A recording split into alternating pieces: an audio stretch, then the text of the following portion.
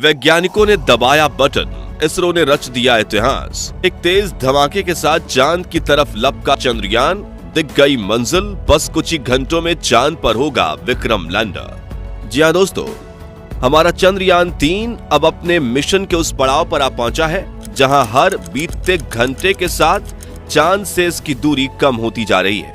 उल्टी गिनती यानी काउंटडाउन अब शुरू हो चुकी है, क्योंकि इसरो ने अपना आखिरी मूव लेते हुए लैंडिंग प्रोसीजर को शुरू कर दिया है। चंद्रयान का विक्रम लैंडर अपने प्रोपल्शन मॉड्यूल को गुड बाय बोल चुका है और अब पीछे मुड़कर देखने का वक्त नहीं है। अब लैंडर को सिर्फ अपनी मंजिल दिखाई दे रही है और वो है चांद का दक्षिणी ध्रुव इलाका। लेकिन आगे का सफर इतना आसान भी नहीं होने वाला जितना हम लोग सोच रहे हैं, क्योंकि अब वो घड़ी आ गई है जिसमें हमारा चंद्रयान 2 फेल हुआ था। इसी के चलते इसरो के कमांड सेंटर में बैठे वैज्ञानिकों की चिंता डबल हो गई है। तो आखिर वैज्ञानिक इस मिशन को लेकर अभी भी चिंता में क्यों है?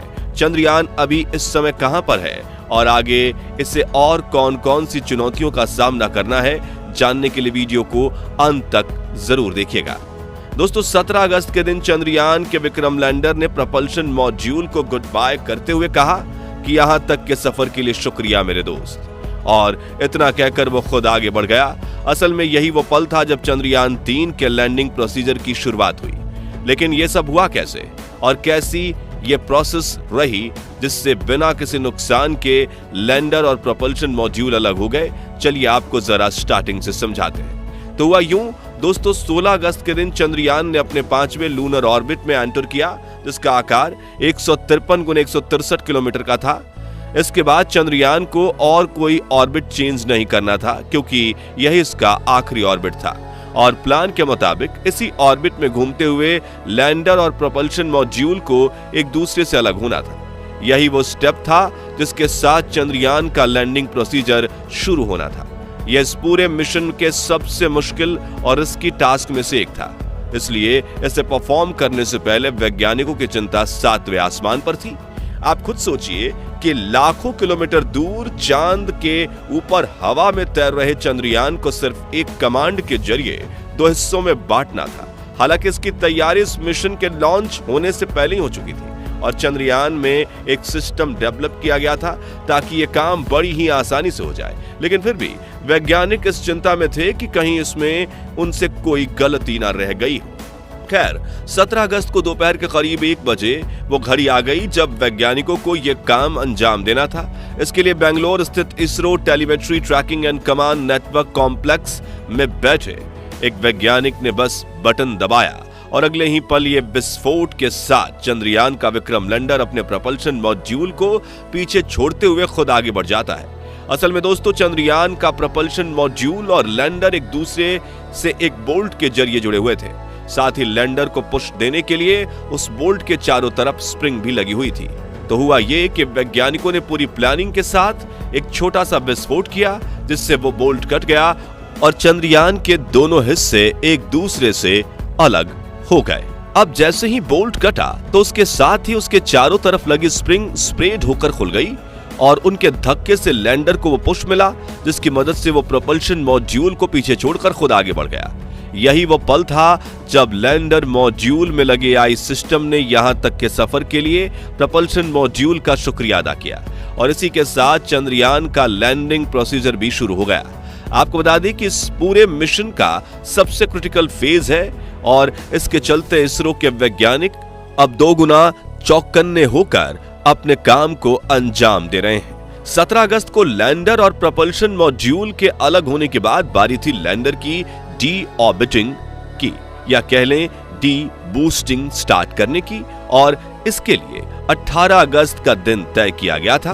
तो प्लान के अनुसार इसरो वैज्ञानिक ने शाम को 4 बजे के आसपास लैंडर मॉड्यूल में लगे इंजन चालू किए और विपरीत दिशा में फायर करते हुए लैंडर को थोड़े से नीचे वाले ऑर्बिट में धकेल दिया। यहाँ गौर करने वाली बात यह है कि डीबूस्टिंग करने से पहले लैंडर और प्रोपल्शन मॉड्यूल दोनों ही एक ही कक्षा में लेकिन एक दूसरे से अलग होकर चक्कर लगा रहे थे। अब लैंडर मॉड्यूल अपने ऑर्बिट को और ज्यादा छोटा करते हुए आगे बढ़ चुका है, जबकि प्रोपल्शन मॉड्यूल अभी भी चांद की 5वीं कक्षा में चक्कर लगा रहा है। अब आप में से काफी सारे लोगों के मन में यह सवाल आ रहा होगा कि लैंडर तो चलो चांद की सतह पर उतरने के लिए आगे बढ़ गया, लेकिन प्रपल्शन मॉड्यूल का क्या होगा? क्या इसका काम सिर्फ यहीं तक था या इसरो इसे अभी किसी और काम में लेने वाला है? तो दोस्तों, आपको बता दें कि प्रपल्शन मॉड्यूल आने वाले कई सालों तक इस कक्षा में इसी तरह चक्कर लगाता रहेगा, लेकिन इसकी ये मेहनत वेस्ट नहीं जाएगी, बल्कि इसरो इसकी मदद से कई तरह के रिसर्च कामों को अंजाम देगा। दरअसल इसरो ने प्रपल्शन मॉड्यूल में the spectropolarimetry of habitable planet earth, जिसे शॉर्ट में शेप नाम दिया गया है, उस पेलोड को डाला हुआ है और इसकी मदद से पृथ्वी के चारों ओर मौजूद हवा का अध्ययन किया जाएगा। साथ ही ये इस चीज पर भी रिसर्च करेगा कि हवा में बादल कैसे बनते हैं और लाइट उन बादलों पर कैसे टकराती है। इस रिसर्च से पृथ्वी जैसे दूसरे हैबिटेबल प्लैनेट्स को खोजने में मदद मिलेगी, यानी प्रपल्शन मॉड्यूल अभी काफी समय तक हमारे लिए बहुत ज्यादा काम आने वाला है। इसरो की यही तो खासियत है कि ये किसी भी चीज को वेस्ट नहीं करते और मिशन में शामिल छोटी से छोटी चीज का भी एक पर्पस सेट किया जाता है। अब वापस चंद्रयान पर आए तो इसरो ने डी बूस्टिंग स्टार्ट करके विक्रम लैंडर को नीचे उतारने की प्रक्रिया शुरू कर दी है और इस समय चांद की सतह से ये 100 किलोमीटर से भी कम दूरी पर है। अब आगे इसरो इसी तरह धीरे धीरे डी बूस्टिंग करता जाएगा और जब सतह से इसकी दूरी लगभग 400 मीटर यानी आधा किलोमीटर से भी कम रह जाएगी, तब लैंडर अपनी लैंडिंग साइट को आइडेंटिफाई करेगा और एक बार जगह मिलते ही ये उसकी तरफ बढ़ जाएगा।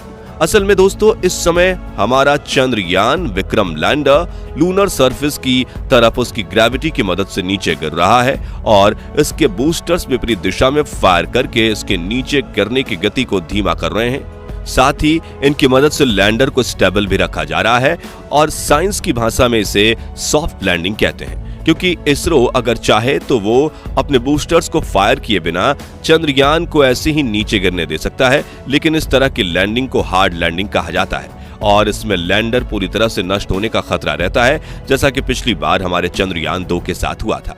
हालांकि हम उसको भी सॉफ्ट लैंडिंग ही कराना चाहते थे, लेकिन कुछ तकनीकी खराबियों की वजह से क्रैश हो गया। अपनी उन्हीं गलतियों को सुधारते हुए इसरो ने 4 साल बाद अपना चंद्रयान 3 मिशन लॉन्च किया है, जो अब अपनी मंजिल के बेहद करीब पहुंच चुका है। आपको बता दें कि लैंडिंग सॉफ्ट हो, यह सुनिश्चित करने का काम वैज्ञानिकों से ज्यादा लैंडर में लगे ऑनबोर्ड कंप्यूटर सिस्टम और उसके बिल्ट इन एआई का है। जी हां, इस समय विक्रम लैंडर किसी इंसान की कमांड पर नहीं, बल्कि अपने खुद के कंप्यूटर सिस्टम या कहें ऑटो पायलट मोड पर आगे बढ़ रहा है। ऐसा इसलिए क्योंकि पृथ्वी से लाखों किलोमीटर दूर एक्चुअल हालातों का अंदाजा चंद्रयान जो खुद लगा सकता है, वो वैज्ञानिक नहीं लगा सकते। और मान लो वैज्ञानिक को किसी खतरे का अंदाजा हो भी गया, तो जितनी देर में पृथ्वी से भेजी गई कमांड चांद तक पहुंचेगी, इतने में तो लैंडर का काम तमाम हो चुका होगा, क्योंकि सिग्नल को पहुंचने में भी कुछ सेकंड्स का टाइम तो लगता ही है। इसलिए मिशन के अंतिम पड़ाव में लैंडिंग का सारा काम ऑटोमेटेड रखा गया है, ताकि विक्रम लैंडर का एआई तुरंत एक्शन लेते हुए खुद से फैसले ले सके। और दोस्तों, ये एआई इतना स्मार्ट है कि इसे आप बिल्कुल वैसा ही समझ सकते हैं जैसे लैंडर में एक इंसान यानी एक एस्ट्रोनॉट बैठकर उसको कंट्रोल कर रहा है। सबसे ज्यादा गर्व की बात यह है कि वैज्ञानिकों ने ये सब कुछ, ये सारी मशीनरी खुद भारत में ही बनाई है। तो अब आप ये बताइए कि चंद्रयान के चांद पर लैंड करने को लेकर आप कितने ज्यादा उत्साहित हैं? अपना जवाब कमेंट करके जरूर दीजिएगा। बाकी हमारी आज के इस वीडियो में बस इतना ही। वीडियो अच्छी लगी हो तो इसे लाइक और शेयर जरूर करना, और अगर आप चैनल पर नए हैं तो चैनल को सब्सक्राइब और फेसबुक पेज को जरूर फॉलो करें। मिलते हैं जल्दी ही ऐसी एक और इंटरेस्टिंग वीडियो में, तब तक के लिए गुड बाय।